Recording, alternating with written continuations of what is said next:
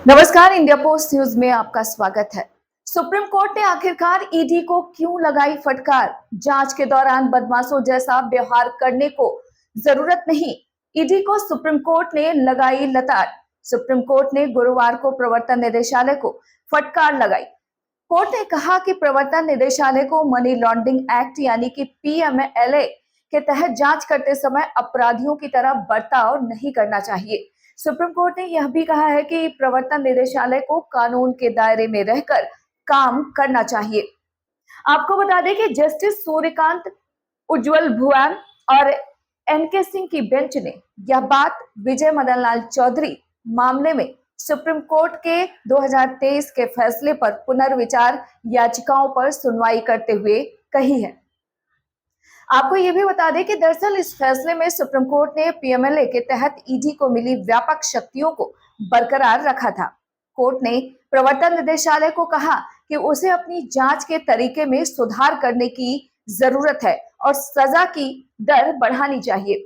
Court ने crypto currency के इस्तेमाल पर भी चिंता जताई और कहा है कि इस पर कुछ नियम होने जरूर चाहिए।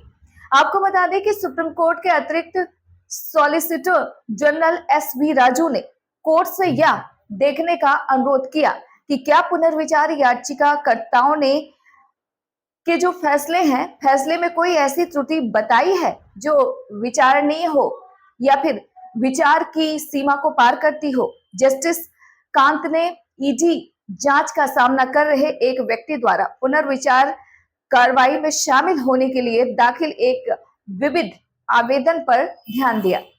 आपको बता दें कि उन्होंने कहा है कि फैसला सुनाए जाने के 2 साल बाद विविध आवेदन दाखिल करने की यह कैसी प्रक्रिया है? जजों के विचार होने का इंतजार करने और फिर इस तरह का आवेदन दाखिल करने की प्रथा निंदनीय है और यह फोरम शॉपिंग के समान है। सॉलिसिटर जनरल राजू ने कहा है कि ये प्रभावशाली और शक्तिशाली लोग हैं जिनके पास बहुत पैसा है और वे किसी भी रणनीति का सहारा ले सकते हैं।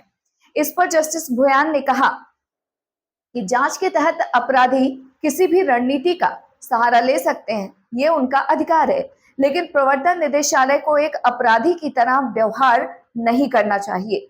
उसे कानून और स्थापित प्रक्रिया के मुताबिक ही मामलों की जांच करनी चाहिए।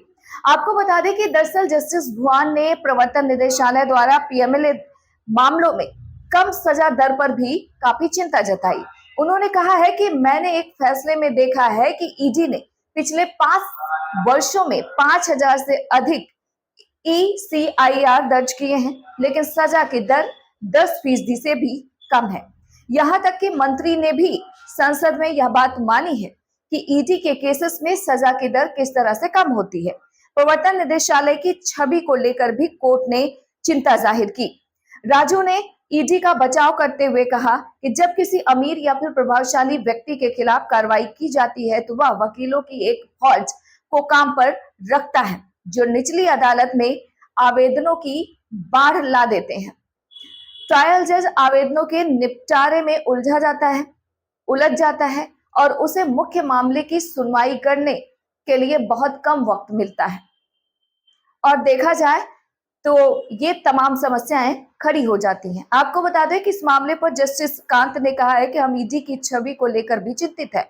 आपको अपनी जांच के तरीके में सुधार करना चाहिए और सजा की दर में भी सुधार करना चाहिए। सरकार पीएमएलए मामलों की दिन प्रतिदिन सुनवाई के लिए फास्ट ट्रैक विशेष अदालतें क्यों नहीं स्थापित कर रही है? तब वकीलों की फौज को पता चल जाएगा कि उनकी देरी करने की रणनीति काम आएगी या फिर नहीं आएगी।